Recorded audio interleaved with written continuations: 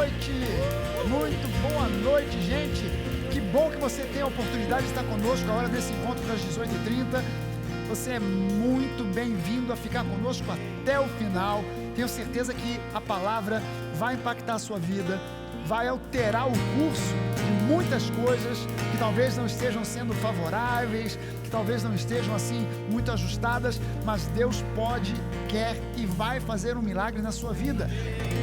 Eu tenho certeza disso, então eu quero convidar você para não simplesmente assistir esse encontro, mas para participar desse encontro, né? De repente, como já estamos aí no evento da noite, diminui a luz, né? Aumenta o volume, fica de pé, faz uma ambiência aí e participa conosco. Fique de pé e vamos louvar a Deus com alegria, porque Deus é bom e a sua misericórdia dura para sempre. Vamos nessa! Vamos lá, Nova Igreja! Pode bater palma aí na sua casa com a gente. Bom dia, vamos lá! Quando escurece e o medo cresce, escutarei sua voz. Quem sabe, gente? Quando a esperança e a fé se acaba, a minha força és. Quando não vejo valor em mim, encontro em você. Não desisto, pois sei que você não desiste de mim. Não desiste de mim. O seu amor em mim é eterno e flui dentro de mim como um eco. O seu amor em mim é eterno e flui dentro de mim como um eco. Ecoe o seu amor.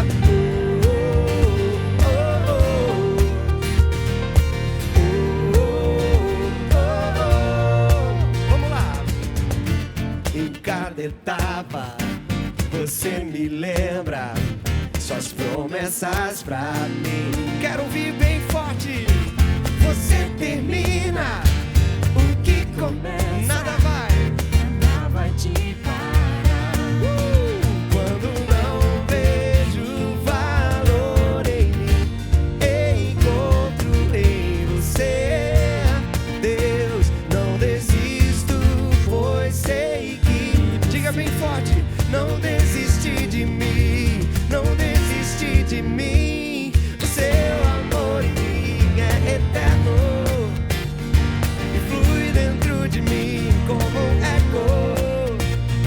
O seu amor em mim é eterno e flui dentro de mim como um, bem forte, ecoe o seu amor.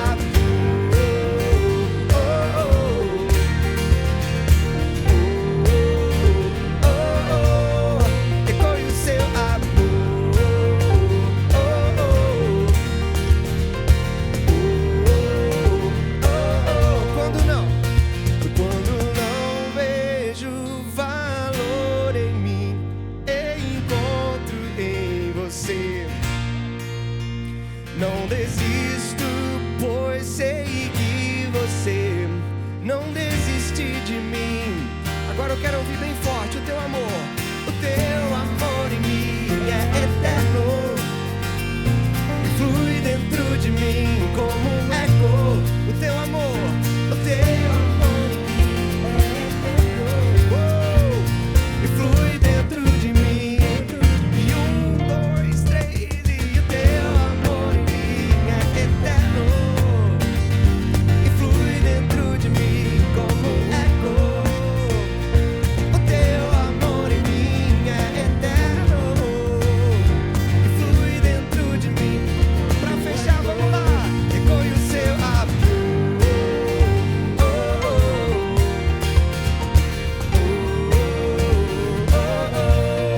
Ecoe o seu amor.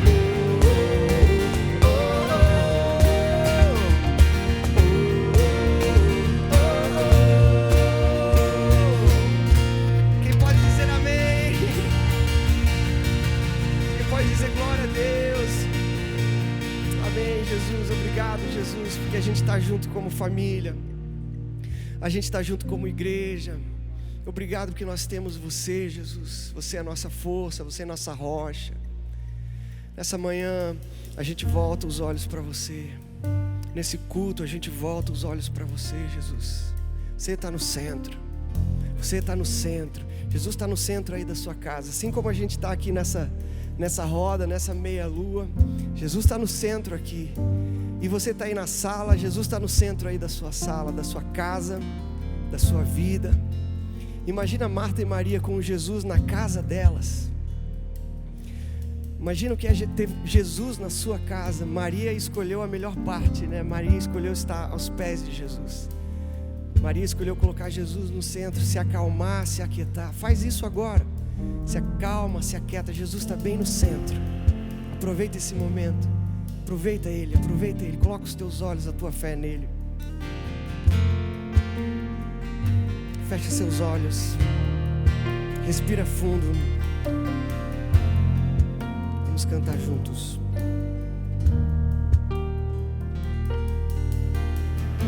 Não sei voltar para o início. Não controlo o meu amanhã, mas eu sei que aqui no caminho prometeu que comigo estará.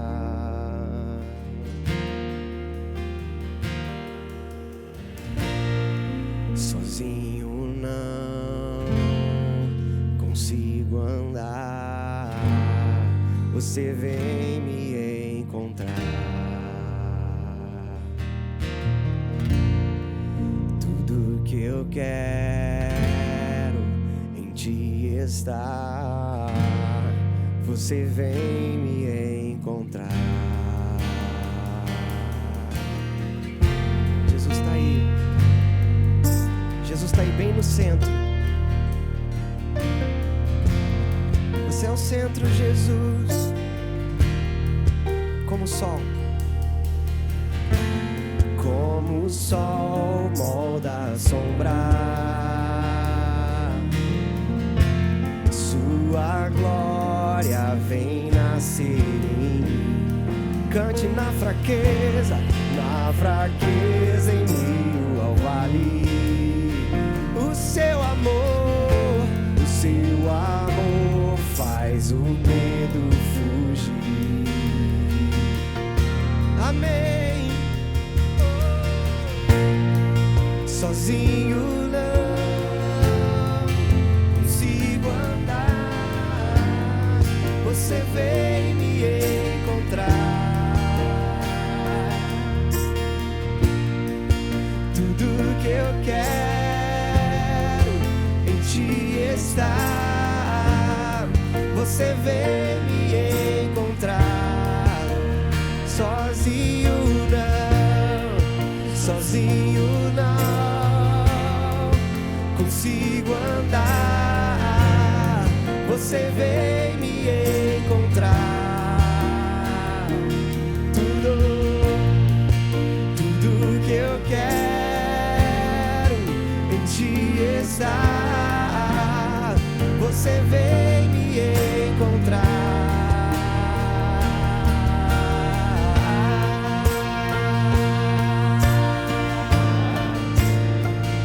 Você está no centro das nossas vidas. Você não nos deixa, você não nos abandona. Jesus, Jesus.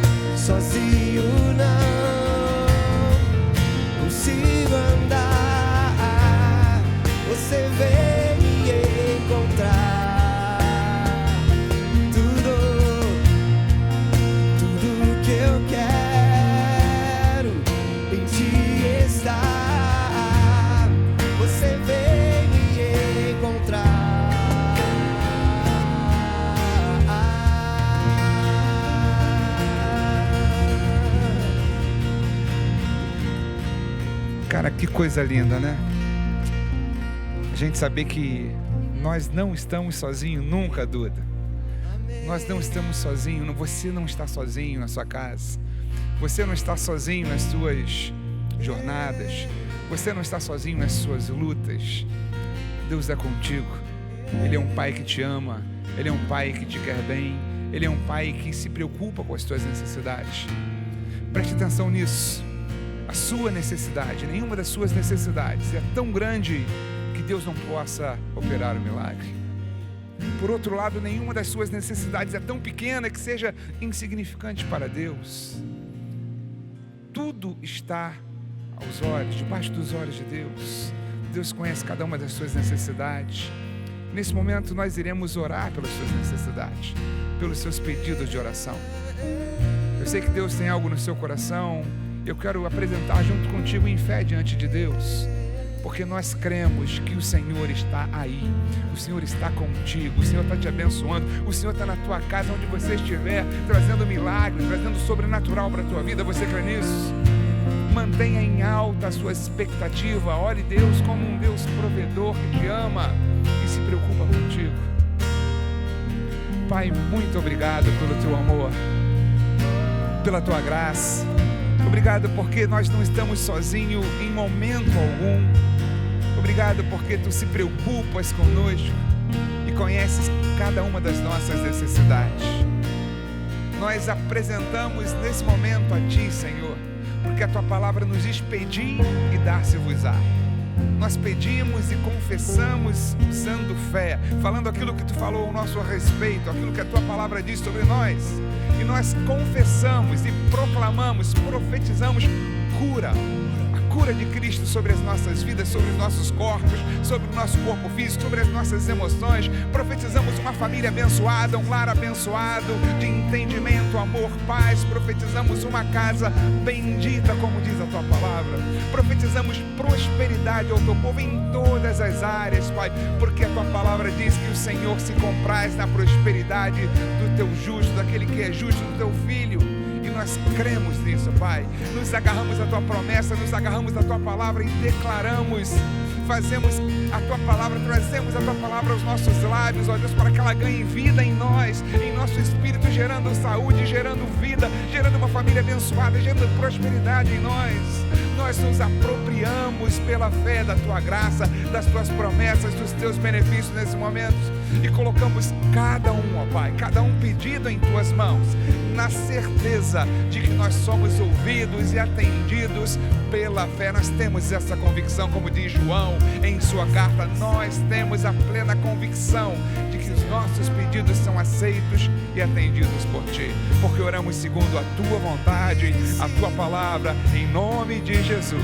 Dê um segundo, me abandona, o meu Jesus está aqui nesse lugar, soprando vida em ossos secos. O meu Jesus está aqui nesse lugar, em meio seguro, me abandona.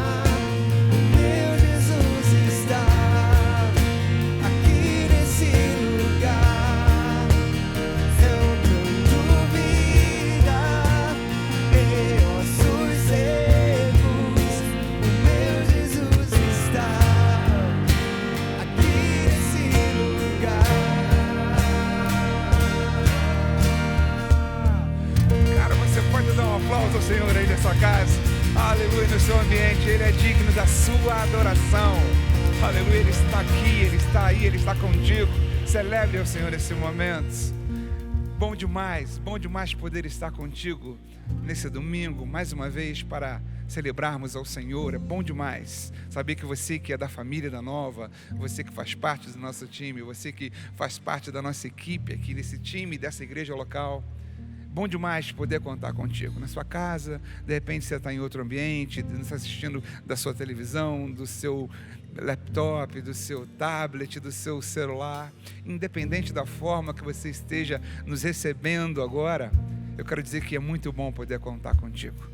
Você que é amigo da Nova, você que está chegando aí pela primeira vez, de repente você está entrando no culto, alguém mandou o link para você, você passou aí desapercebido e nos encontrou. Se você nos visita pela primeira vez, meu bem-vindo para você é super especial. Vou deixar aqui uma plaquinha.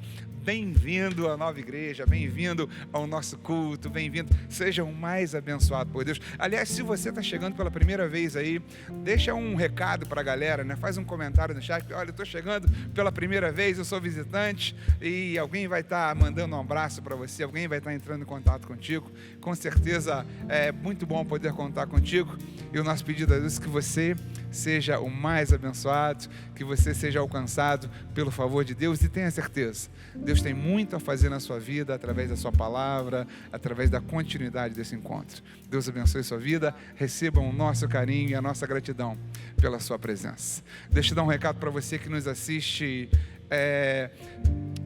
semanalmente, você que tem acompanhado a Nova Igreja nas suas programações. Nós temos uma agenda de transmissão nas mídias sociais, né? Pelo YouTube, pelo Instagram, pelo Face, pelo site da Nova, tem muita coisa legal. Ao contrário do que muita gente pensa, no tempo de pandemia a gente não tem o que fazer, a gente está fazendo muito por você. A gente tem trabalhado muito no sentido de produzir um conteúdo que te fortaleça nesse tempo de pandemia, nesse tempo de quarentena, desse tempo, de repente, que você diz, de isolamento. A gente quer chegar até você com uma palavra de vida, com uma palavra de fé, para você passar por esse momento em paz. E a gente está lá todos os dias, né? Pastor Fragari tem tido uma palavra através do Instagram, através do YouTube, né, ministrando a ceia todos os dias pela manhã. A gente tem tido lives aí para a juventude, a gente tem tido lives para os empresários da igreja, a gente tem tido live para as crianças, de adoração. Você está super convidado a estar conosco. Vai ser um privilégio poder contar com você. Tenha uma semana abençoada, continue conectado a nós e deixa Deus, esteja aberto, mantenha em alto a sua expectativa, porque Deus tem grandes coisas para fazer na sua vida hoje. Você crê nisso? Pastor Fragari, vou dar continuidade aí para... Amém, amém, legal. Gente, é muito bom realmente ter a sua companhia acompanhando esse encontro. A gente tem certeza que mesmo que você vá assistir esse encontro depois, porque ele fica gravado, você assista ele na segunda, na terça, na quarta ou qualquer outro dia. A gente tem orado e pedido isso, que Deus deixe impregnada nessa gravação uma unção de cura, de restauração, de vida abundante. Eu sei que você precisa de ser encorajado nesse período de tempo que a gente está vivendo, mais talvez do que em qualquer outro momento, e a gente está aqui para isso, para encorajar você. Nós estamos sendo encorajados, nós encorajamos uns aos outros aqui, nós oramos uns pelos outros, nós mandamos mensagens, trocamos mensagens, e eu quero incentivar você a estar entrando em contato com a gente, né, participando, botando aí no chat, ou mandando um e-mail, um testemunho, alguma coisa que Deus está fazendo, ou uma necessidade. A gente está no nosso site com uma área de pedidos de oração. Você pode entrar lá, colocar o seu pedido de oração, não importa o que você vai pedir ali. Se é um problema emocional, se é alguma coisa material, está faltando alguma coisa na sua casa, Deus é nosso provedor, Deus é nosso Pai, Deus é nosso amigo, e Ele está querendo te ajudar, e tudo que Ele espera de cada um de nós é que nós simplesmente creiamos. Ele não está pedindo de você nenhum tipo de sacrifício, que você faça alguma coisa extraordinária, alguma coisa fora do alcance. Tudo que Deus espera é que você creia, e que você espere, confie, porque Ele vai realizar, Ele vai fazer. E eu queria aproveitar agora para convidar você que está disposto a isso, a servir a Deus com o seu dízimo, a sua oferta, você que já é membro da Nova e já é dizimista, você que já é ofertante, faça isso mais uma vez. A igreja, ela pode estar com as suas portas físicas fechadas, mas ela não está parada. A igreja está trabalhando. O pastor Jorge citou isso aqui. Durante a semana nós estamos produzindo conteúdo, nós estamos fazendo de tudo para que você receba a palavra na sua casa, para que você receba uma mensagem de encorajamento. E a gente tem feito isso de N formas, de várias formas diferentes, e a igreja continua trabalhando. E nós temos tido, logicamente, todas as nossas despesas quase que normais, A gente tem tentado fazer uma seleção do que pagar, o que não pagar, o que dá, o que não dá, como você tem certamente feito aí na sua casa. E uma coisa que a gente sabe que nós não podemos deixar de fazer, isso faz parte do nosso, vamos assim dizer, gasto essencial, é a nossa semeadura no reino de Deus. Isso a gente não pode abrir mão. Por quê? Porque quem semeia, semeia com uma intenção, a intenção de colher. E nós sabemos que o nosso Deus, Ele é fiel, e que quando nós semeamos, semeamos no reino, e o reino é um lugar de abundância. A Nova tem sido uma terra fértil. As pessoas que têm semeado na Nova têm testemunhado de como Deus tem abençoado, de como Deus tem dado retorno. Eu quero convidar você vai ter aí no rodapé da sua televisão, do seu tablet ou do seu smartphone, os dados bancários da igreja. Você tem um QR Code. O QR Code é uma coisa que torna prática a sua oferta de forma imediata. Você pega a câmera do seu celular, se você não estiver assistindo pelo celular, né? Se você estiver assistindo pelo celular, não dá para fazer as duas coisas ao mesmo tempo.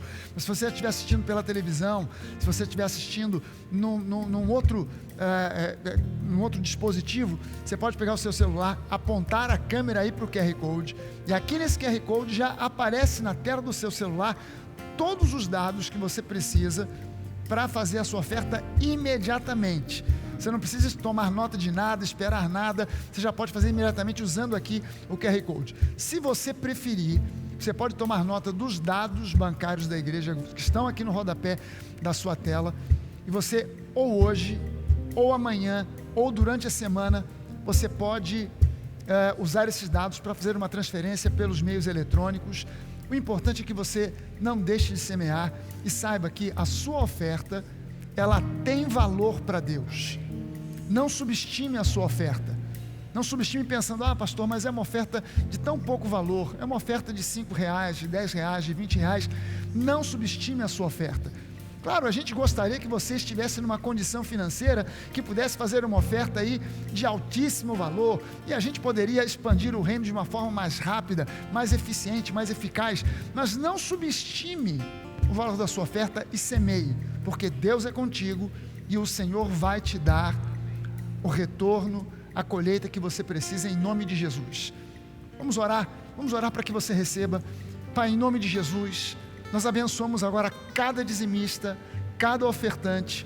No nome de Jesus, declaramos que em cada um desses lares que assistem esse encontro agora, nada faltará. O Senhor é o nosso pastor, é o nosso provedor, o Senhor é o nosso abençoador. Faz um milagre, ó Deus, como o Senhor fez na época de Abraão, como fez na época de Isaac, e abençoou aquela semeadura, nada lhes faltou. Em nome do Senhor Jesus, traz à existência aquilo que não existe, e faz com que cada um desses nossos amigos e irmãos que estão semeando sejam ricamente abençoados, em nome de Jesus. Amém, amém, amém. Eu declaro abundância, prosperidade na sua vida, em nome de Jesus. Continue adorando, continue cantando, continue louvando a Deus, e aproveite agora esse momento, essa música, para louvar a Deus em antecipação por aquilo que Ele vai fazer na sua saúde, na sua vida financeira, na sua família, no seu marido, na sua esposa, nos seus filhos, nos seus pais, em nome de Jesus. Vírus algum de Covid ou qualquer outra enfermidade tem prevalência e força para a sua vida. Louve a Deus antecipadamente. Senhor, eu te agradeço em antecipação pelo milagre, pela proteção, pela guarda, pela tua bondade, pelo teu amor, em nome de Jesus. Aleluia.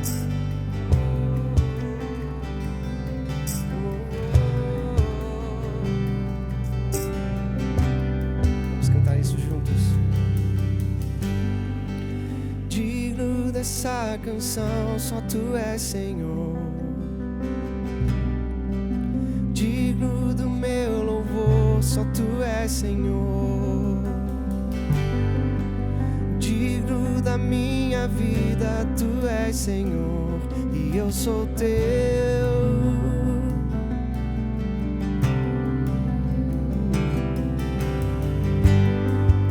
Nome que é sobre todos é o Teu Jesus,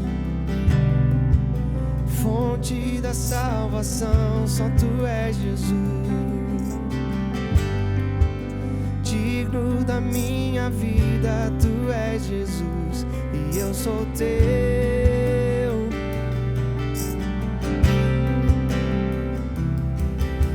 Santo, és incomparável, és inigualável. Abre os meus olhos, Senhor, e mostra quem tu és e enche o meu coração do amor que faz mudar o mundo. Todos juntos. Digno dessa canção, só tu és, Senhor. Digno do meu louvor, só tu és, Senhor. Digno da minha vida, só tu és, Senhor, e eu sou teu.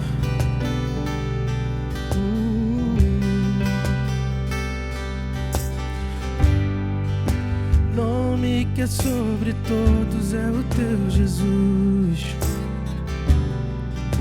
Fonte da salvação, só tu és, Jesus.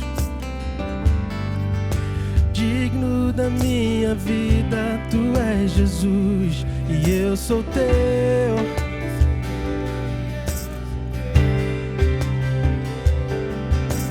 Santo, és incomparável, és inigualável.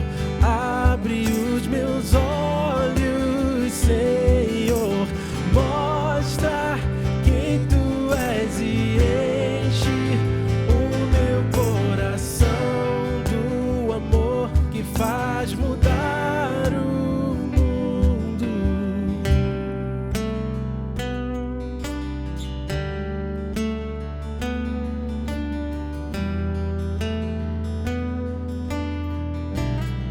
Eu vou construir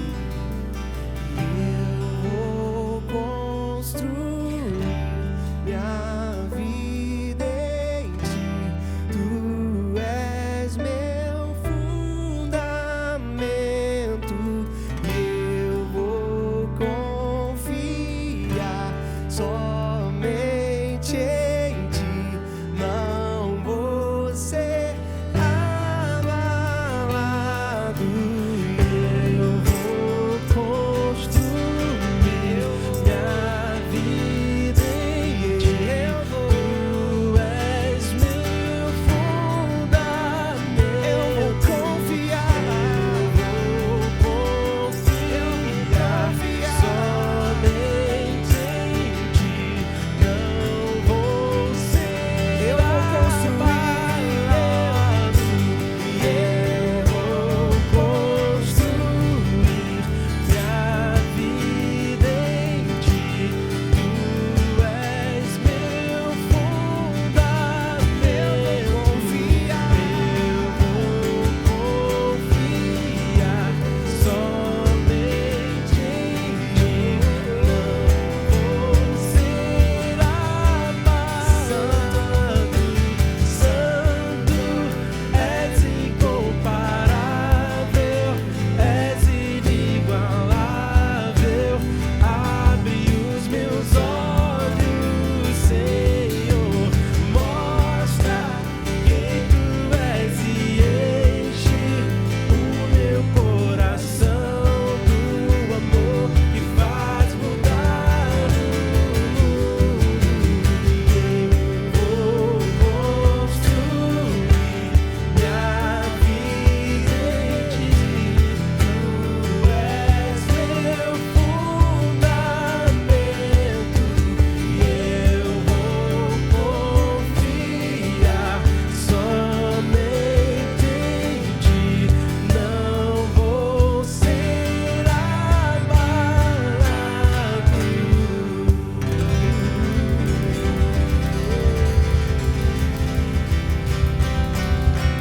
Aleluia, aleluia.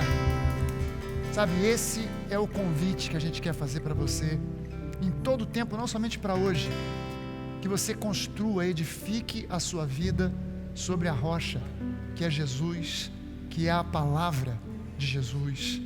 Jesus e a palavra são uma só coisa, uma só entidade, e o convite dele para você é esse: edifique a sua casa sobre a rocha, porque aí podem vir as tempestades, podem vir as crises, podem vir os problemas, mas você não será abalado. Você não será abalado. Posso garantir para você que essa é a vontade boa, perfeita e agradável do nosso Deus para você. O diabo vem para roubar, para matar, para destruir, mas Jesus veio para destruir, aniquilar as obras do diabo. E ele tem promessas para você. Transforme essas promessas pela fé em herança, porque Jesus já fez isso por você. Ele já te concedeu todas as promessas como uma herança.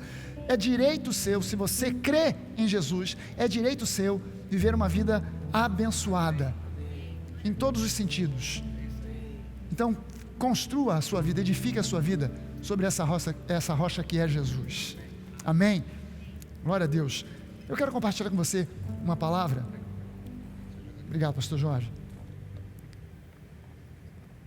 Usando o pastor Jorge aqui como meu hold. Tomando conta do instrumento aqui. Botando o instrumento ali no apoio. Deus é bom demais.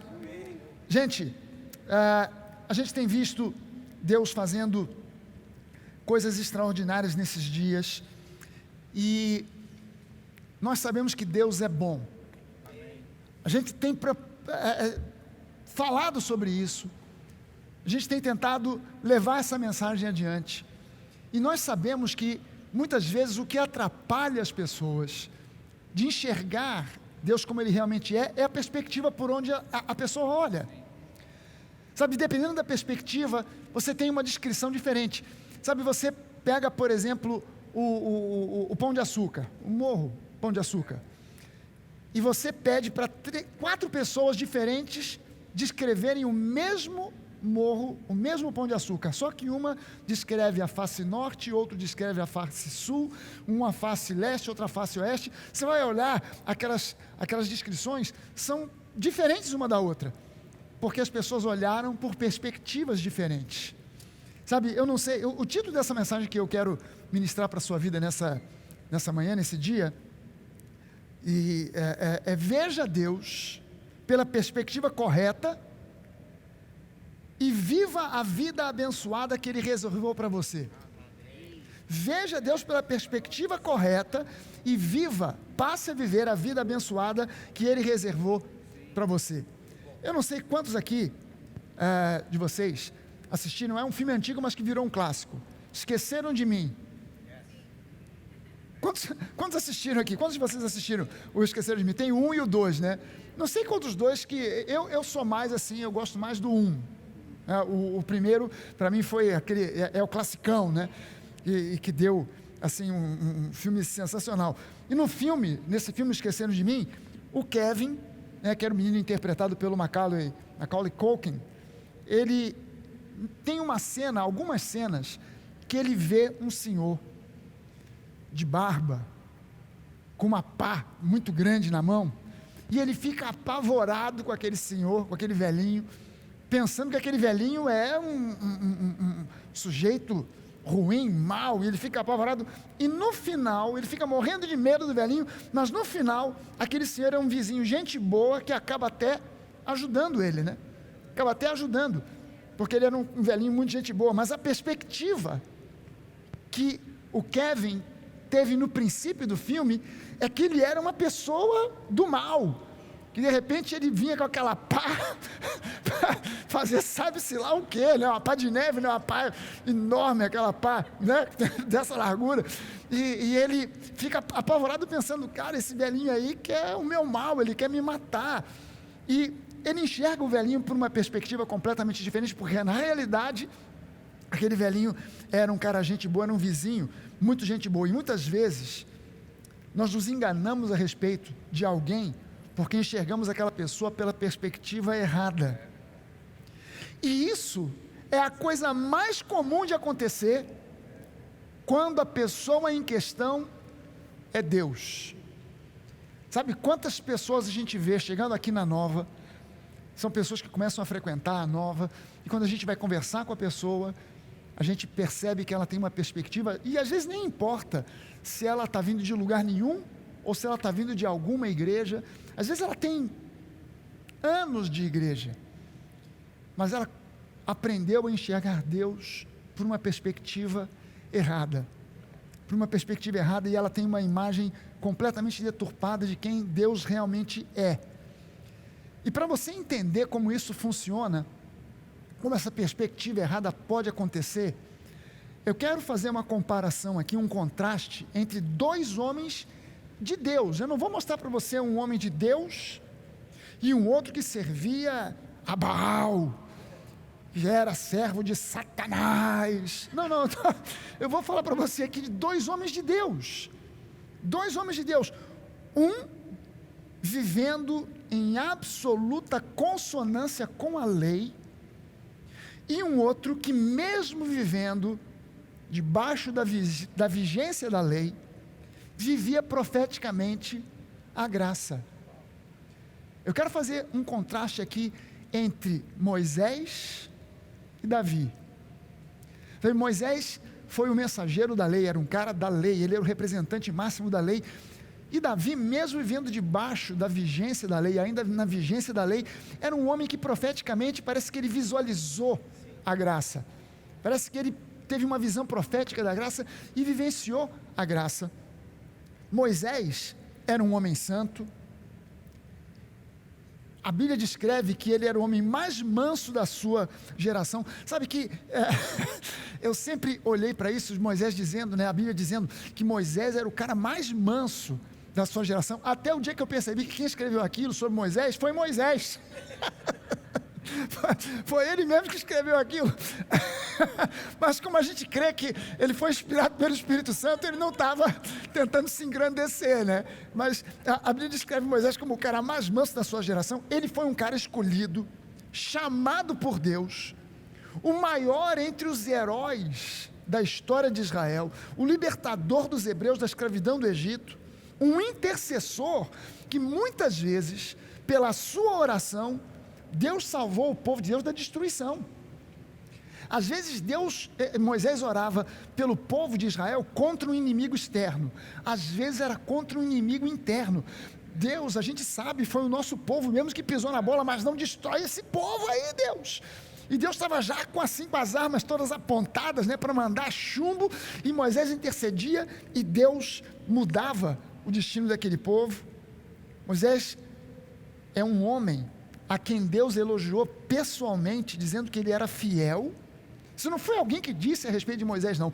Deus falou a respeito de Moisés, dizendo que ele era fiel e que ele tinha o privilégio de falar com Deus face a face. Cara, lá em Números, no capítulo 12, nos versículos 6 a 8, olha só o que Deus está falando sobre Moisés. Ouçam as minhas palavras. Deus está falando para o povo de Israel. Ouçam as minhas palavras. Quando entre vocês há um profeta do Senhor, a ele eu me revelo em visões, e em sonhos eu falo com ele. Não é assim, porém, com o meu servo Moisés, que é fiel em toda a minha casa, e com ele falo face a face, claramente, e não por enigmas, e ele vê a forma do Senhor. Cara, imagina isso. Moisés, entre todos aqueles milhões de pessoas, ele falava com Deus face a face. O sumo sacerdote Arão só entrava na presença de Deus uma vez por ano, mas Moisés falava com ele assim como a gente está conversando aqui, face a face, e ele via a forma. Ninguém sabia qual era a forma. Quando as pessoas visualizavam concretamente Deus, o que elas viam? Uma nuvem, uma coluna de fogo. Mas Moisés via Jesus, porque Jesus é Deus em forma. Tu imagina isso? Agora, para pensar por um instante que mesmo com todo esse currículo, Moisés não entrou na terra de Canaã.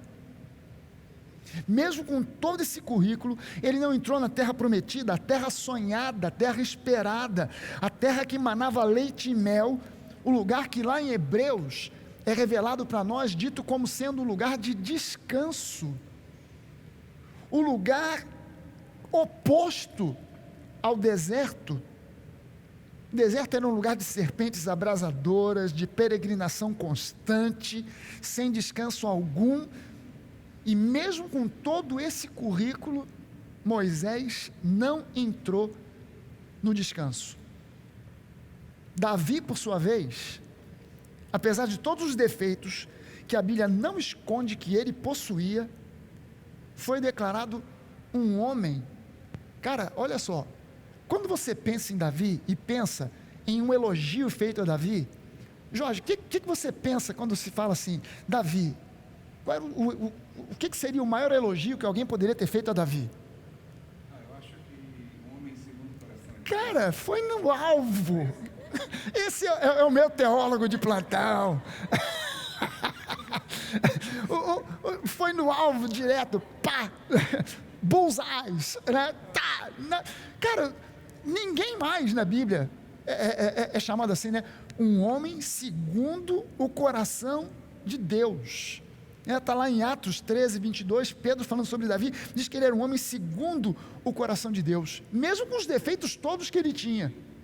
Não tinha metade do currículo de Moisés, mas foi chamado um homem segundo o coração de Deus. Moisés foi o representante máximo da lei no Antigo Testamento. Por isso ele não pôde entrar na terra de Canaã, porque Moisés foi chamado para provar da lei e tentar por esforço alcançar a terra de Canaã. E Deus mostrou para ele, cara, não é por esforço que vocês entram no descanso, não dá para entrar no descanso por esforço. Então Moisés, sinto muito, as pessoas às vezes interpretam que Moisés não entrou porque ele deu aquelas pauladas na rocha, né? Quando Deus falou para ele falar com a rocha, e ele foi lá e bateu, e não bateu uma vez não, bateu duas, para sair água, na segunda vez que Deus mandou ele falar com a rocha, e ele foi lá e bateu, e as pessoas pensam que ele não entrou por causa daquilo. Tu imagina que Deus ia impedir o cara por causa de um momento ali, que o cara esquentou a cabeça? Não, é porque na verdade ele era o representante máximo da lei. Davi, por sua vez, embora vivendo num período em que a lei ainda estava em plena vigência, profeticamente é um dos personagens do Antigo Testamento que mais vivenciou a graça. É um dos caras que mais vivenciou a graça em forma profética no Antigo Testamento. Olha só a diferença, Moisés foi um administrador de problemas, e ele administrava tanto problema que o sogro dele teve que dar um conselho para ele, Moisés, desse jeito você vai morrer, cara, porque você só faz administrar problema, todo mundo vem atrás de você para resolver problema, divide esse povo aí e dá autoridade a alguns caras aí para eles serem substitutos aí e serem conselheiros, e só chegar a você os problemas mais cabeludos, né? Para você ter um pouco de folga. Davi não era um administrador de problemas, Davi era um adorador. Moisés foi um pastor. Um bom período da vida de Moisés, ele foi pastor de ovelhas, mas sob a lei, ele se tornou um servo de Deus. Ele deixou de ser pastor e se tornou um servo de Deus. Davi também foi um pastor, mas vivendo profeticamente sob a graça, ele se tornou um rei.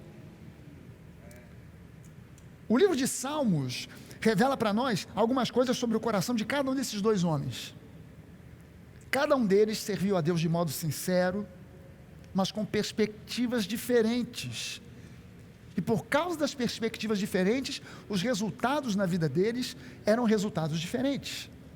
Deixa eu mostrar para você como é que Moisés enxergava Deus. Salmo 90 é um salmo escrito por Moisés. Olha só esse salmo.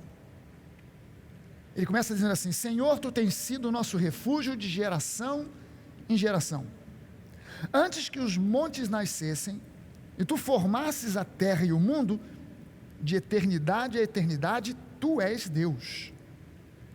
Agora olha só, Tu reduzes o ser humano ao pó, e dizes, voltem ao pó, filhos dos homens, pois 1000 anos aos teus olhos são como o dia de ontem que se foi e como a vigília da noite. Tu os arrastas na torrente, são como um sono, são como a relva que floresce de madrugada viceja e floresce, mas à tarde murcha e seca. Pois somos consumidos pela tua ira, e pelo teu furor nós somos conturbados. Puseste as nossas iniquidades diante de ti, e sob a luz do teu rosto, os nossos pecados que estavam até ocultos. Pois todos os nossos dias se passam na tua ira, acabam-se os nossos anos como um breve pensamento. Os dias da nossa vida sobem a 70 anos, ou em havendo vigor, 80, mas mesmo nesse caso, o melhor deles é canseira e enfado, porque tudo passa rapidamente e nós voamos. Quem conhece o poder da tua ira e a tua cólera, segundo o temor que te é devido? Ensina-nos a contar os nossos dias para que alcancemos coração sábio. Volta-te, Senhor. Volta-te, Senhor. Até quando estarás indignado? Tem compaixão dos teus servos. Sacia-nos de manhã com a tua bondade, para que cantemos de júbilo e nos alegremos todos os nossos dias. Alegra-nos por tantos dias, quanto nos tens afligido, por tantos anos, quantos suportamos a adversidade. Aos teus servos apareçam as tuas obras, e aos teus filhos a tua glória. Seja sobre nós a graça do Senhor, nosso Deus. Confirma sobre nós as obras das nossas mãos. Sim, confirma as obras das nossas mãos. Cara, esse salmo, a perspectiva de Moisés, cara, Deus, a tua ira, tu nos afliges, você não deixa a gente sossegado um minuto, faz a gente alcançar um coração sábio para ver se a gente consegue enxergar por uma outra perspectiva, porque do jeito que está ruim. E ele no final termina orando, pedindo: Deus, vê se você quebra o nosso galho e faz com que a gente consiga vivenciar dias de alegria, e que esses dias sejam tantos quantos os dias de aflição que a gente está vivendo. Quebra o nosso galho aí, Deus, e manda dias de refrigério, faz com que a gente consiga enxergar a tua graça, porque o que a gente está vivenciando aqui, e o final, olha só o pedido de Moisés: confirma sobre nós as obras das nossas mãos. E ele repete: sim, confirma as obras das nossas mãos, o nosso esforço, o que a gente tem feito, as nossas tarefas, as nossas obrigações, e confirma sobre nós. E Deus confirmou: nenhum de vocês vai entrar, inclusive você, Moisés, inclusive vocês vão ficar de fora da terra de Canaã. A perspectiva de Moisés, a gente olha para esse salmo aqui, a gente vê que a perspectiva de Moisés era um tanto quanto negativa, né? Mas não podia se esperar uma coisa diferente disso, porque a lei coloca o homem diante de uma perspectiva de juízo, de morte, de peso, porque a lei, ela magnifica o pecado. Lá em Romanos, no capítulo 5, os versículos 20 e 21, Paulo diz assim: sobreveio a lei, e esse termo sobreveio no grego é pareiserkomai, e pareiserkomai significa que a lei veio rastejando, se escondendo como um ninja, como um agente da SWAT, que veio se esgueirando nas sombras para não ser visto, para pegar de surpresa, para pegar alguém de surpresa, sabe, uma serpente que vem rastejando por um cantinho, para não ser vista, para pegar a sua presa de surpresa. Sobreveio a lei, pareiserkomai, e significa exatamente isso, viu gente? Como se fosse uma serpente que vem rastejando para pegar uma presa de surpresa. Sobreveio a lei para que avultasse Ou seja, destacasse, colocasse em evidência a ofensa. E no original esse termo é o pecado. Mas onde abundou o pecado, e o termo usado por Paulo no grego é pleonazo, e pleonazo é abundância, inclusive a palavra que gera no português pleonasmo, né, que é uma forma de se expressar de forma exagerada, é um pleonasmo. Mas onde abundou o pecado, superabundou a graça. E o termo usado por Paulo no original grego é huperperseo. E huperperseo não é superabundar. A tradução literal não é super, é hiper.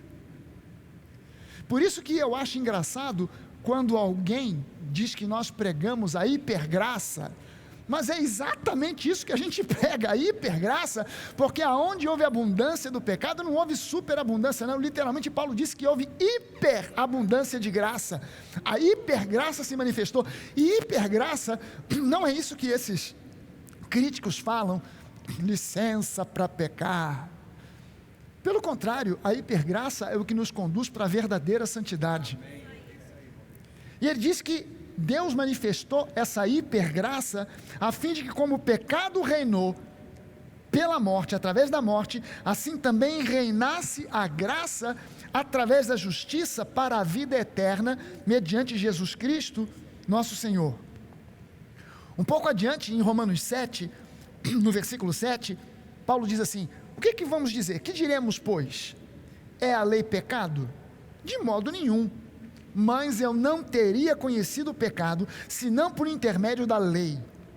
Pois eu não conheceria a cobiça, se a lei não dissera, não cobiçarás. O que Paulo está querendo dizer com esse versículo aqui? Paulo está dizendo o seguinte: a lei veio para mostrar que existem certas coisas que são muito mais do que apenas transgressão moral.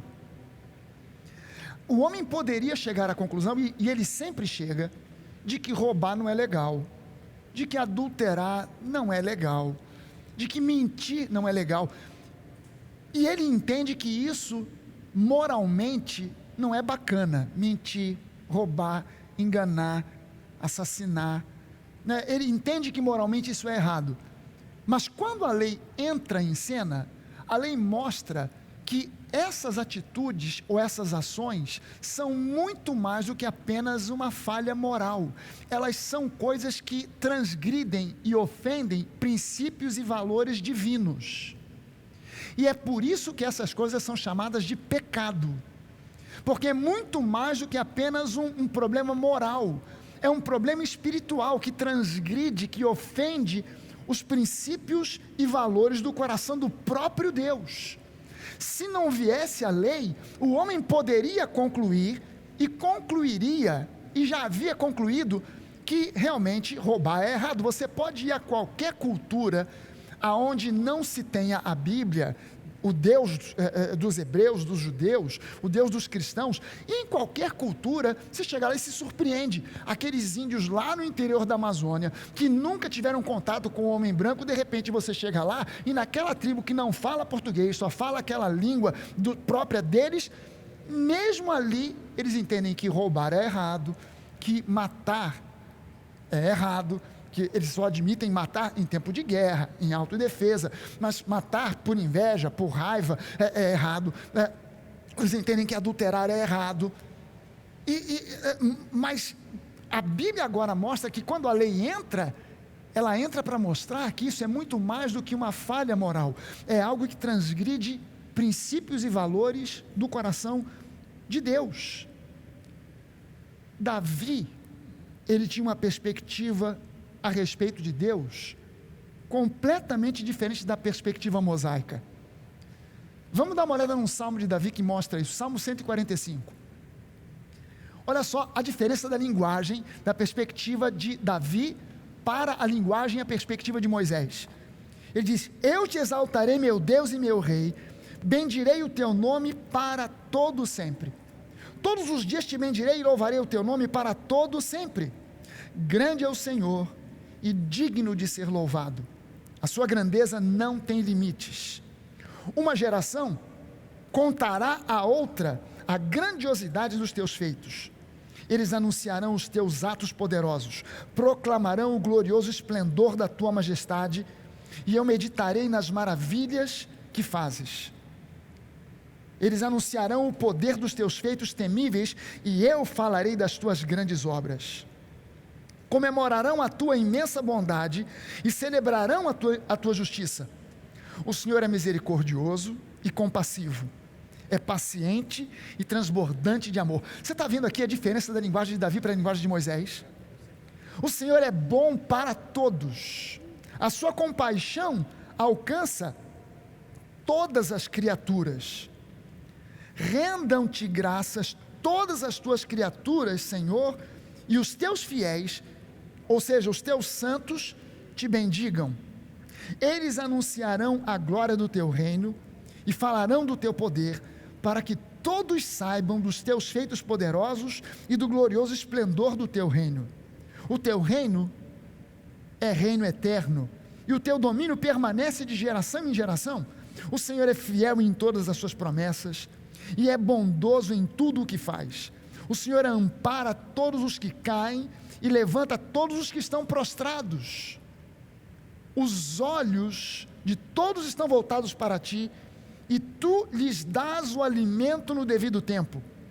Abres a tua mão e satisfazes os desejos de todos os seres vivos.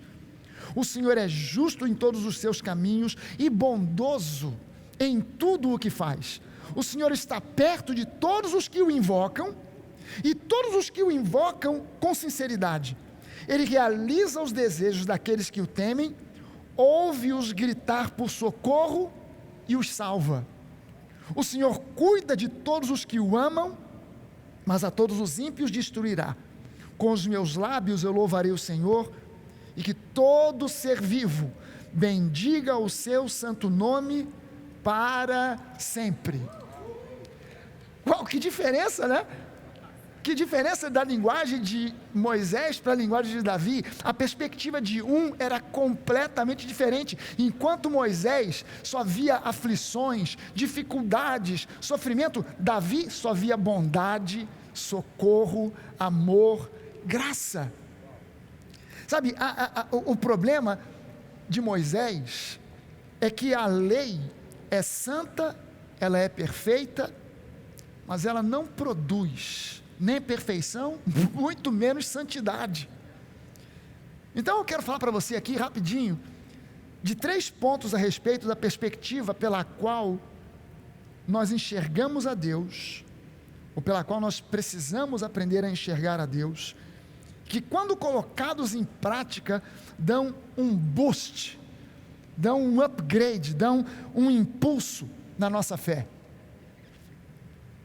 Aí você pode perguntar assim: pastor, mas o modo como eu enxergo Deus pode afetar a minha fé a ponto de impedir que eu desfrute plenamente das bênçãos de Deus? E a minha resposta para você é um baita, um gigantesco sim.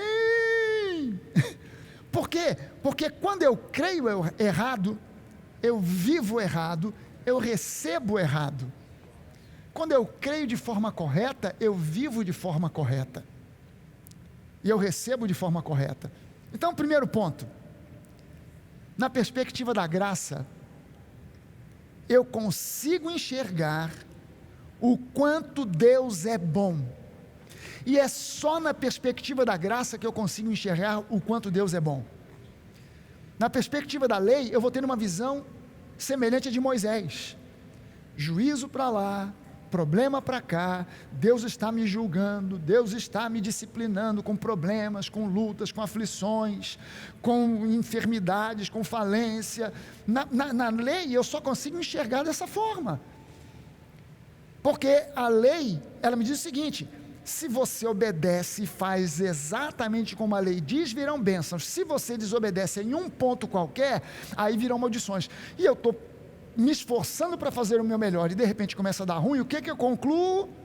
De alguma forma, em algum momento, eu falhei em obedecer a algum mandamento que eu nem percebi, eu me distraí, falhei, e então veio o problema. Então o que está acontecendo? Por que eu estou falindo? Por que eu estou enfermo? É juízo, porque eu descumpri a lei, eu desobedeci a lei, mesmo que distraidamente. Sabe, lembre-se que aqui no Salmo 145, nos versículos 8 e 9, Davi disse o seguinte: o Senhor é misericordioso, Ele é compassivo, Ele é paciente, Ele é transbordante de amor, o Senhor é bom para todos, a sua compaixão alcança todas as suas criaturas. Gente, imagina que Davi enxergou a graça de Deus alcançando não somente ao povo de Israel, não somente ao ser humano, mas a todas as suas criaturas, incluindo aí bois, ovelhas, esquilo, tatu. Ele incluiu tudo aqui. Dependendo do modo como eu enxergo a Deus, como eu enxergo o coração de Deus, e isso é o essencial para nós conhecermos o coração de Deus, conhecermos o coração de Deus.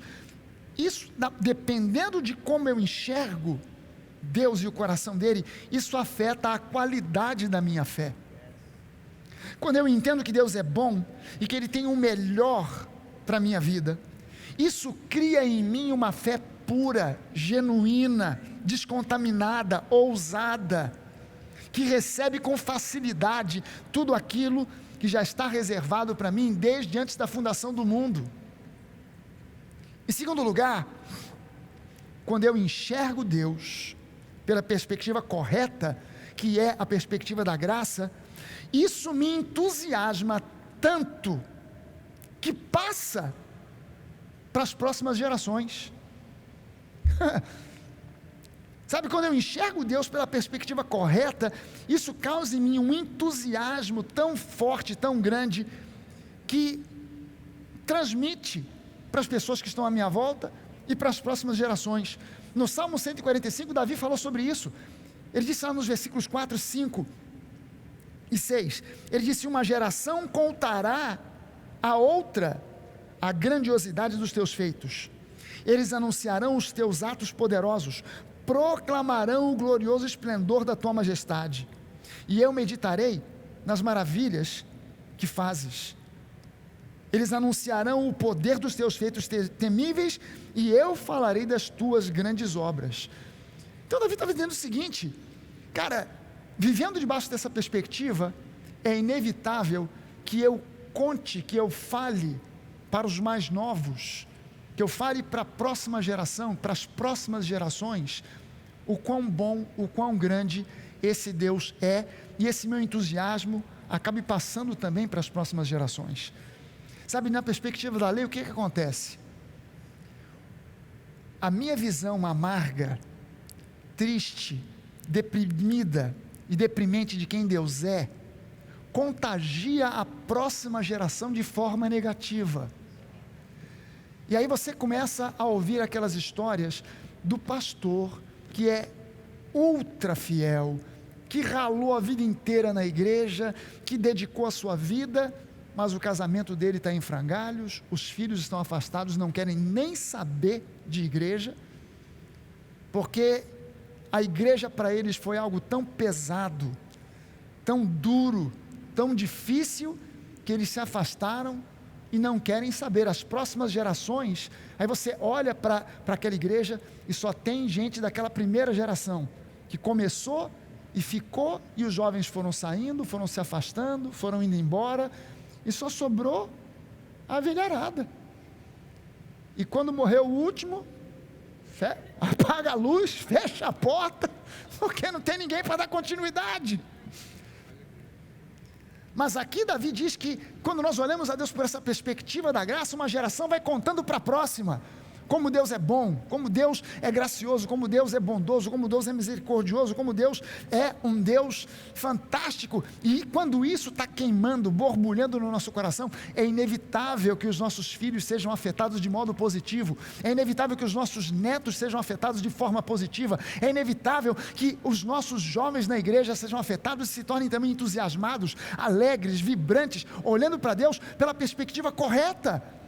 E quando eles ouvem, num período como esse que a gente está vivendo, alguém falando essa estupidez de que o coronavírus é juízo de Deus para esse mundo que está afastado, é disciplina para a igreja. Pastor, mas o irmão fulano está com coronavírus. É porque Deus está disciplinando, aleluia. Quando os jovens ouvem isso, eles correm, saem fora. Mas quando os jovens contagiados pela graça ouvem isso, eles dizem, cara, não é nada disso. Deus, Ele não manda coronavírus, Ele mata o coronavírus, Ele arrasa o coronavírus, Ele cura quem está enfermo, porque Deus é bom. Em terceiro lugar, quando eu enxergo Deus pela perspectiva correta, isso gera em mim uma expectativa do cumprimento das suas promessas e do derramar do seu favor, e não uma expectativa de juízo. Quando eu enxergo Deus pela perspectiva correta, isso gera em mim uma expectativa de milagres, de bênçãos, de promessas que já não são mais promessas. Eu já não vejo mais as promessas de Deus como promessas, eu vejo como herança. Eu fico na expectativa de que a qualquer momento vai acontecer um milagre. Cara, de repente me veio aqui a memória, a gente não vai tocar, nem ensaiou, nem programou, mas me veio a memória aquela música que a gente canta, um milagre vai acontecer, pois o Espírito está aqui. A gente está na expectativa de um milagre. Cara, um milagre vai acontecer. Um milagre pode acontecer. Aliás, na música a gente canta assim, né? Numa primeira passada a gente canta, um milagre pode acontecer, mas na segunda a gente já declara, um milagre vai acontecer, porque o Espírito de Deus está aqui. Quando eu estou vivendo na graça, eu estou na expectativa de um milagre a qualquer momento. Eu ando nessa expectativa, eu vivo nessa expectativa, eu durmo e acordo nessa expectativa. Sabe, milagre para quem está na perspectiva da graça, não é um evento que acontece quando Deus está de bom humor, quando de repente veio aquele pregador, que a gente convidou e a gente queria, o pregador internacional, que a gente tanto queria que viesse, e a gente custou, mas conseguiu encaixar na agenda, e ele veio, e aquele homem veio cheio de unção, aí agora é dia de milagres, e depois que ele vai embora, agora só no ano que vem. Não, a gente anda na expectativa de que daqui a um segundo, daqui a 2 segundos, daqui a 5 segundos, um milagre vai acontecer. Não aconteceu nos próximos 5 segundos, mas tem mais 5 segundos para acontecer, e daqui a pouco vai, e a gente ora, a gente impõe as mãos, a gente declara, a gente confessa, porque a gente está constantemente na expectativa de um milagre. No Salmo 145, no versículo 13, Davi disse, o teu reino é reino eterno, e o teu domínio permanece de geração em geração. O Senhor é fiel em todas as suas promessas, e é bondoso em tudo que faz. O Senhor ampara os que caem e levanta os que estão prostrados. E eu achei legal aqui o termo que Davi colocou, porque ele diz assim, o Senhor ampara todos os que caem e levanta todos os que estão prostrados. Aí no versículo 15 ele diz, os olhos de todos estão voltados para ti, e tu lhes dás o alimento no devido tempo. Sabe qual é a imagem que Davi colocou aqui? É a imagem de um ninho de passarinho. Sabe esses filmes da National Geographic, que o cara filma assim em close, né, um ninho, né, e os passarinhos estão lá assim, os filhotinhos, né, saíram da casquinha do ovo, eles estão lá assim, e vem o pai ou a mãe com um alimento no bico e bota na boca de cada um deles. Os olhos de todos estão voltados para ti, e tu lhe dás o alimento no tempo devido. Abres a mão e satisfazes os desejos de todos os seres vivos. O Senhor é justo em todos os seus caminhos e bondoso em tudo o que faz. O Senhor está perto de todos os que o invocam, de todos os que invocam com sinceridade. Ele realiza os desejos daqueles que o temem.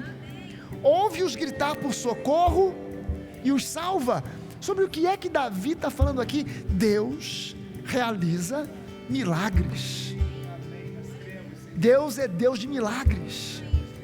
Deus é Deus de milagres. Cara, deixa eu falar para você que está olhando para a tela de uma TV, que está olhando para a tela de um smartphone, que está ouvindo o que a gente está dizendo aqui.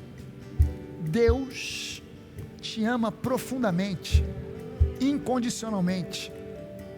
E se você está passando por alguma luta, por alguma dificuldade, seja na área financeira, seja na área familiar, seja na área de saúde, não importa o que, isso não é um juízo. Se alguém disse isso para você de alguma forma, em algum momento, que esse é um juízo que Deus enviou sobre você para que você aprenda mais a orar, para que você procure mais a Deus, para que você busque a Ele, porque você estava vivendo uma vida relaxada, uma vida espiritual relaxada, você estava brincando com Deus, e agora Deus mandou esse juízo. Eu quero dizer para você que isso não tem nada a ver com a realidade, isso não tem nada a ver com a verdade, isso não tem nada a ver com Deus. O teu problema é causado, não importa, você diz: pastor, mas eu sou um crente fiel, eu sirvo na minha igreja. Meu irmão, o diabo, ele não olha para você e diz assim: ah, esse aí é um servo fiel, não vou tentar lançar nenhum dardo inflamado. Pelo contrário, é justamente você o alvo preferencial do diabo.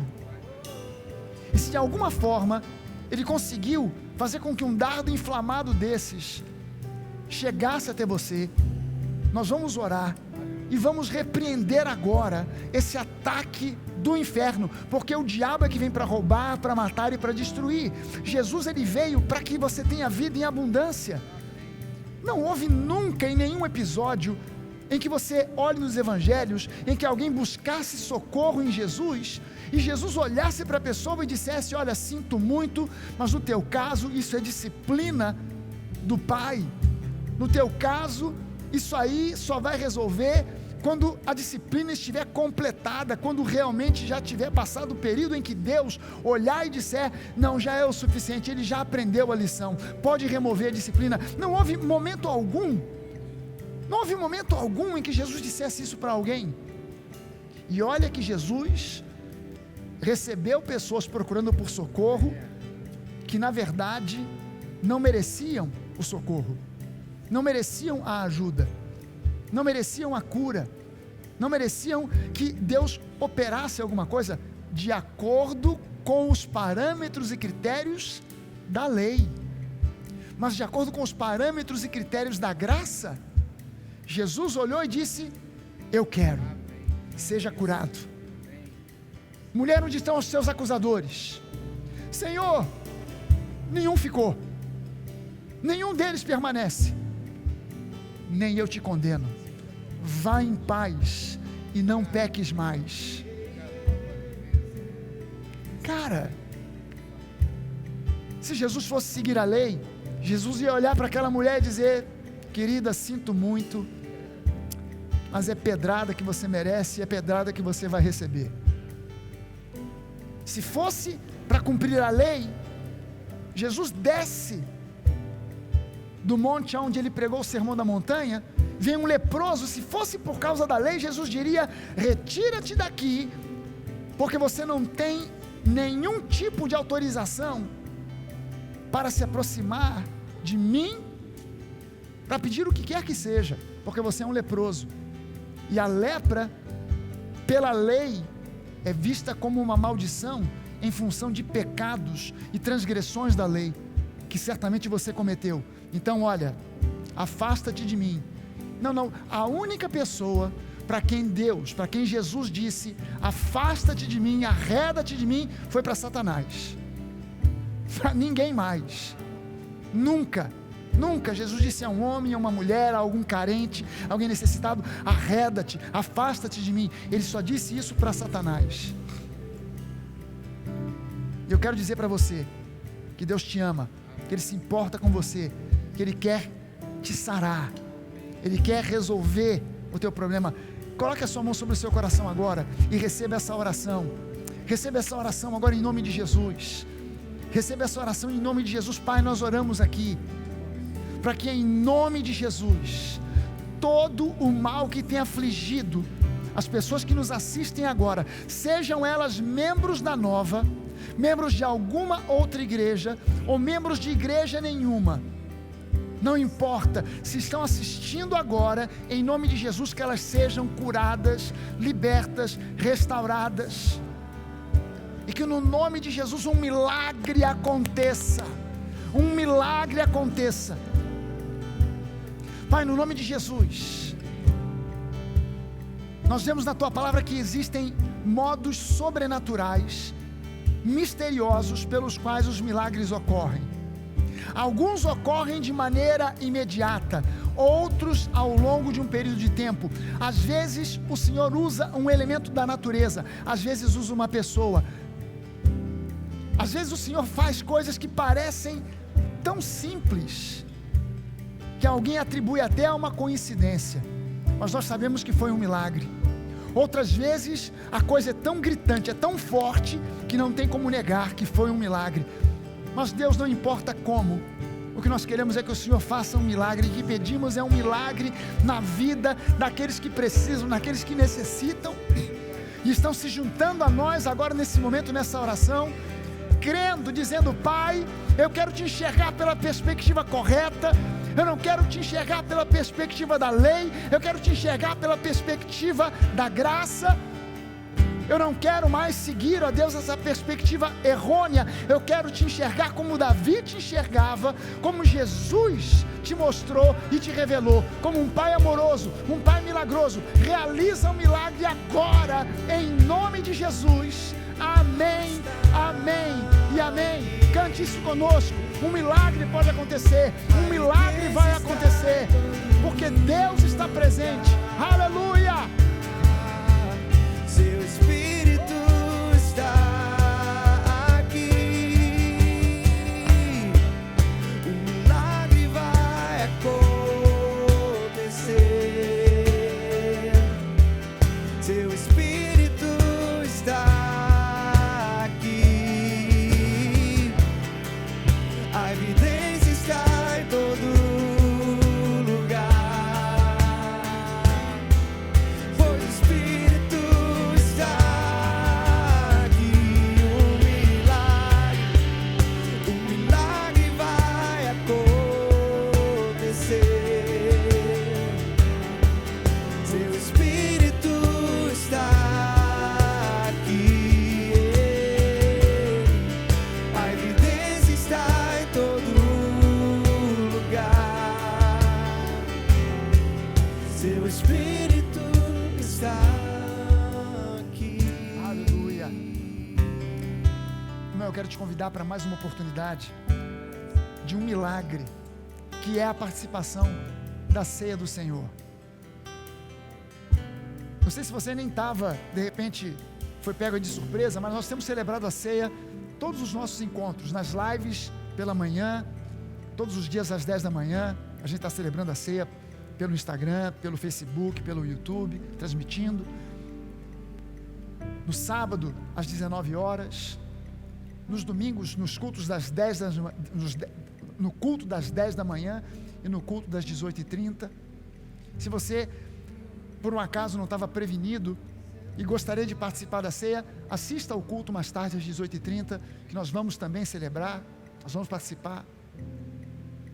E no nome de Jesus, eu quero declarar aqui que a ceia, ela não é um ritual, ela é uma ferramenta que Jesus deixou para nós, uma arma que o Senhor nos concede para que, através de um recurso visual, através de um recurso que nós podemos palpar, nós possamos nos lembrar: Jesus morreu por nós, pelas suas pisaduras nós fomos sarados, Jesus derramou o seu sangue, e pelo seu sangue nós fomos aliançados com Deus. O Senhor é o nosso pastor, nada nos faltará. Aleluia, amém e amém. Eu queria convidar você então para participar dessa ceia. Eu queria convidar você para comer do pão, para beber do cálice. Pegue aí, não importa que tipo de pão você tem à sua mão, pode ser pão francês, pão de forma, pão de leite. Se você não tem pão, você pode ter de repente aí um creme cracker, biscoito, água e sal. O próprio matzá, a gente chama de pão, mas ele talvez fosse chamado na nossa cultura hoje em dia de biscoito, porque ele é uma massa de farinha com água, que é colocada no forno, sem fermento, às vezes até, dependendo de quem faz, sem sal. E era o pão que Jesus tinha na mesa, naquela que foi a última ceia da antiga aliança, mas foi a primeira ceia da nova aliança. Jesus entra com os discípulos naquela ceia que deveria ser uma ceia de Páscoa, e ele altera por completo o ritual daquela ceia. Pegando o pão, ele não comeu de ervas amargas, não comeu de um pedaço de cordeiro, a carne assada de um cordeiro. Ele alterou, pegando o matzá, aquele pão sem fermento, partindo, dando aos discípulos, dizendo: tomem, comam todos vocês, porque isto é o meu corpo. E é inevitável que quando nós falamos do corpo de Jesus, num momento como esse, a gente se lembre, a gente relembre, a gente discirna o corpo de Cristo, de que pelas pisaduras do Senhor Jesus, feitas no seu corpo físico, nós fomos sarados.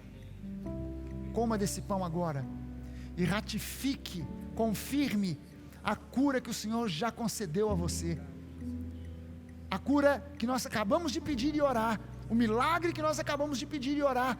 Ratifique, confirme agora ao comer do pão, em nome de Jesus. Vamos todos comer do pão.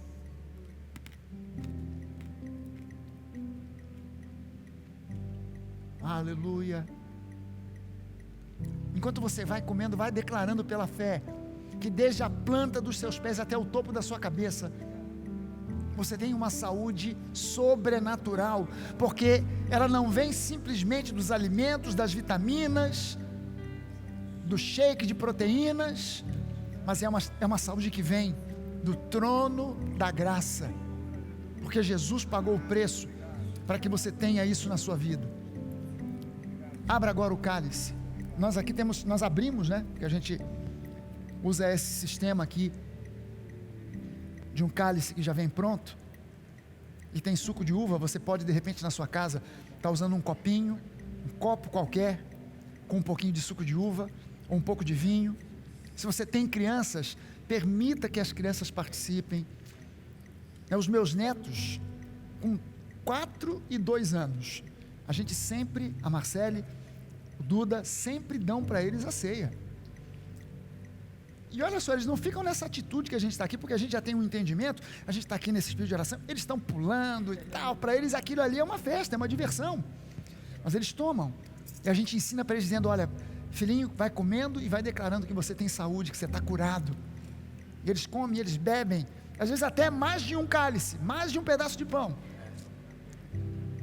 E a gente quer convidar você a não ter timidez para participar dessa ceia e a permitir que as crianças participem, porque é direito seu, em Cristo, participar dessa ceia. Não há nada que te impeça de participar. Então, em nome de Jesus, bebendo do cálice, lembre-se, você tem com Ele uma aliança que não pode ser desfeita por nada que o diabo possa aprontar. Nada, não há nada que você faça que possa fazer Deus estreitar mais os laços que Ele tem com você, e não há nada que você faça que possa empurrar Deus para longe de você, porque Ele está ao seu lado, não pelo que você fez, mas por uma decisão que Ele tomou, de estar ao seu lado para sempre. Vamos todos beber do cálice, em nome de Jesus. Aleluia, anunciando a morte e celebrando a vida, celebrando a ressurreição. Aleluia. Aleluia. O Espírito está aqui, a evidência está em todo lugar. Seu Espírito está aqui, um milagre já aconteceu. Espírito está aqui, a evidência está em todo lugar. Seu Espírito está aqui. O Senhor é bom, sua misericórdia dura para sempre, e Ele nunca te abandonará. Amém. Aleluia. Tua semana vai ser uma semana ricamente abençoada. Creia nisso, tome posse disso, receba isso pela fé. faça essa confissão e essa declaração de fé a respeito da tua segunda-feira, da tua terça-feira, da tua quarta, quinta, sexta. Não abra mão dessa confissão de fé. Foi declarado para mim uma semana abençoada, então a minha semana vai ser abençoada. O diabo não pode contrariar isso. Foi declarado isso, está ligado na terra, está ligado no céu. Amém. Estou esperando você então amanhã, às 10 horas da manhã, na nossa live com a ceia, ou então às 18 horas, se você puder e quiser estar conosco. Que Deus te abençoe rica e abundantemente, porque o Senhor é bom e a sua misericórdia dura para sempre. Valeu, gente. Vamos terminar celebrando, vamos cantando. O pessoal aí da produção encerra do jeito que quiser. Vai fazendo um fade out, um fade in, não sei o que, mas que a gente quer festejar. E se você quiser, na tua casa, continue celebrando. O culto vai terminar, mas você pode continuar celebrando ao Senhor na tua casa. Quando escurece, o medo cresce, escutarei sua voz. Quando a esperança e a fé se acaba, a minha força é... Vamos lá! Quando não vejo valor em mim e encontro em você, não desisto, pois sei que você não desiste de mim, não desiste de mim. O teu amor em mim é eterno e flui dentro de mim como um eco. O teu amor em mim é eterno e flui dentro de mim como um eco. Ecoe o seu amor.